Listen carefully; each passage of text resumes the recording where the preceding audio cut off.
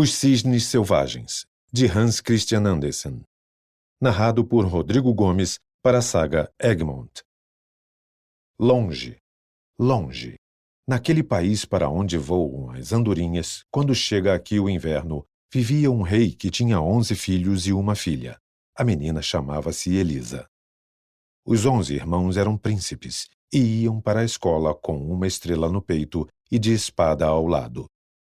Escreviam com lápis de diamante em pedras de ouro e aprendiam as lições de cor tão rapidamente que era só ler uma vez. Logo se via que eram príncipes. Sua irmã sentava-se em um banquinho de espelhos e tinha um livro de figuras cujo preço fora o valor de um reino inteiro. Sim, eram crianças particularmente felizes, mas essa felicidade não durou toda a vida. O pai, que era rei de todo o país, casou com uma rainha muito má que não tinha amor algum às pobres crianças. Já no primeiro dia, elas bem o sentiram. O palácio inteiro estava em festa e as crianças brincavam quando começaram a chegar os convidados. Não lhes serviram, como era de costume, bolos e maçãs assadas. Deram-lhes apenas areia em uma taça de chá, dizendo-lhes que fizessem de conta que aquilo era uma coisa boa. Na semana seguinte, a rainha pegou a Elisinha pela mão e levou-a para o campo, entregando a menina a um casal de camponeses. E pouco tempo depois, dizia ela ao rei tantas falsidades contra os pobres príncipes que o rei não se preocupou mais com eles. E a malvada rainha disse-lhes então: Saiam! Saiam daqui! Vão voar pelo mundo afora e tratem de ganhar a vida por si.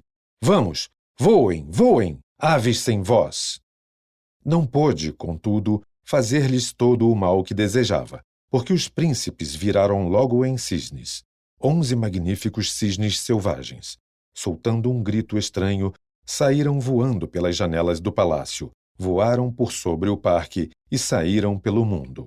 Era ainda muito cedo e chegaram ao lugar onde sua irmãzinha Elisa dormia, no quarto dos lavradores. Pairaram sobre a casa, estenderam o longo pescoço, bateram as asas, mas ninguém os ouviu nem viu. Tiveram de voar então para o alto, para as nuvens, pelo vasto mundo, e chegaram a um grande bosque escuro que ia direto para o lado do mar.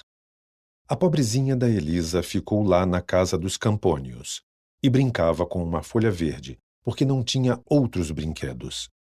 Fez um furo na folha e por ele olhou para o sol, e pareceu-lhe que via os olhos límpidos dos irmãos. Cada vez que o calor do sol lhe aquecia as faces, a menina lembrava-se dos beijos que eles lhe davam, quando estava em casa. Os dias eram sempre iguais. Quando o vento soprava sobre a roseira que cercava a casa, parecia dizer-lhes num murmúrio: que é que pode haver mais belo do que as rosas? Mas as flores sacudiam a cabeça e respondiam: Elisa. E quando a velha se sentava em frente da porta, no domingo, e lia o seu livro de orações, o vento virava as folhas e dizia ao livro: Quem pode ser mais piedoso que tu? E o livro dizia: Elisa. E as roseiras e o livro de orações falavam a pura verdade. Quando a menina fez 15 anos, foi para casa. E vendo a rainha como era formosa, ficou enraivecida e mais ainda a odiou. Gostaria bem de transformá-la também em cisne bravo, como fizera aos irmãos, mas conteve-se, porque o rei queria ver a filha. De manhã, bem cedo, a rainha foi ao banheiro, que era todo de mármore branco e guarnecido de macias almofadas e esplêndidas tapeçarias. Pegou em 3 sapos, beijou-os e disse ao primeiro: Senta-te sobre a cabeça de Elisa, quando ela vier tomar banho, para que fique tão estúpida como tu. Ao segundo disse: Pousa na testa dela, para que fique tão feia como tu e nem o pai possa mais reconhecê-la. E disse ao terceiro: Pousa no seu coração, para que nasça nela um mau espírito que a faça sofrer. Pôs então os sapos na água, que imediatamente ficou esverdeada, e chamando Elisa, mandou-a despir-se para tomar banho. E quando a menina mergulhou, um dos sapos meteu-se-lhe entre os cabelos, o segundo pousou-lhe na fronte e o terceiro sobre o coração. Quando ela saiu do banho, ficaram flutuando na água 3 papoulas vermelhas. Se a feiticeira não os tivesse beijado, teriam aparecido em seu lugar 3 rosas vermelhas. Seja como for, mudaram-se em flores, porque tinham pousado na cabeça e na fronte e no peito da menina. Era tão boa e tão inocente que a feitiçaria não tinha poder sobre ela. Quando a malvada rainha viu aquilo, esfregou a menina com suco de nozes, para que ficasse bem trigueira, e untou-lhe o rosto com um unguento venenoso. Despenteou-a toda, deixando-lhe o cabelo emaranhado. Era impossível reconhecer a linda Elisa. Ficou o pai muito abalado ao vê-la e declarou que aquela não era a sua filha. Ninguém, a não ser o cão de guarda do pátio e as andorinhas, a reconheceria. Mas pobres animais que eram, não tinham voz para dizer o que sabiam. A pobre Elisa chorou muito, pensando nos seus 11 irmãos que tinham ido embora. Saiu do castelo, andou o dia inteiro pelo campo e pela charneca, até que chegou a um grande bosque. Não tinha destino, não sabia aonde havia de ir, mas desejava muito ver os irmãos. Certamente tinham sido arremessados no mundo e ia procurá-los, e havia de encontrá-los. Pouco depois de ter a menina entrado no mato, caiu a noite. Agora não sabia mais o caminho e teve de se deitar no musgo macio. Fez a sua oração e encostou a cabeça no tronco de uma árvore. Reinava ali um silêncio profundo.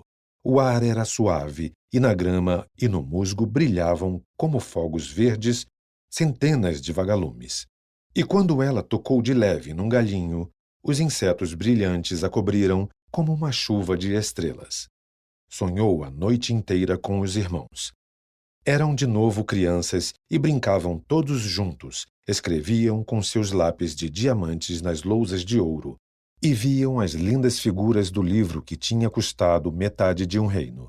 Mas o que escreviam agora, nas lousas, não eram linhas e letras, como antigamente. Narravam ali os bravos feitos que tinham praticado e tudo quanto tinham visto e experimentado. E no livro de figuras, tudo era vivo. Os passarinhos cantavam e as pessoas saíam do livro e falavam com ela e com seus irmãos. Mas quando se virava uma folha, todos eles saltavam para o seu lugar, de modo que não podia haver confusão. O sol ia alto quando acordou. É claro que não o podia ver, porque as árvores estendiam a ramaria por cima dela. Mas os raios brincavam lá em cima como um véu de gaze. Vinha da folhagem um suave perfume e os passarinhos quase que lhe pousavam nos ombros. Ouvia o ruído de águas. Vários regatos iam ter a um lago, cujo leito era todo de bela areia. Cercava-o uma sebe de densos arbustos, mas os veados tinham rompido a cerca em um sítio e por essa abertura Elisa entrou na água. Era tão clara que se o vento não movesse os galhos das árvores, eles pareciam pintados no fundo do lago. Quando Elisa viu o próprio rosto, ficou aterrada. Tão escura e feia se achou. Mas depois que molhou a mãozinha e esfregou os olhos e a fronte, a alva pele tornou a brilhar. Despiu-se e entrou na água fresca. Não se poderia encontrar em todo o mundo mais bela filha de rei. Vestiu-se então de novo, penteou os longos cabelos, bebeu da água da fonte na concha da mão, depois saiu a vagar pelo mato, sem saber onde ir. Pensava nos irmãos e sabia que o céu não a esqueceria.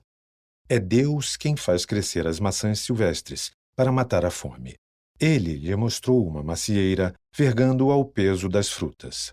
Fez ali a refeição do meio-dia, depois de pôr escoras debaixo dos galhos, e entrou na parte mais densa da mata.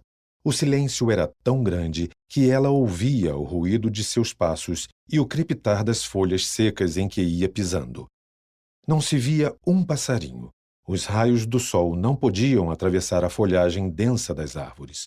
Eram tão juntos os altos troncos que pareciam antes uma cerca. Ela jamais vira uma solidão tão grande. Anoiteceu de todo. Esperamos que você tenha gostado desta prévia. Para continuar ouvindo este audiolivro no Google Play Livros, Use o link na descrição do vídeo.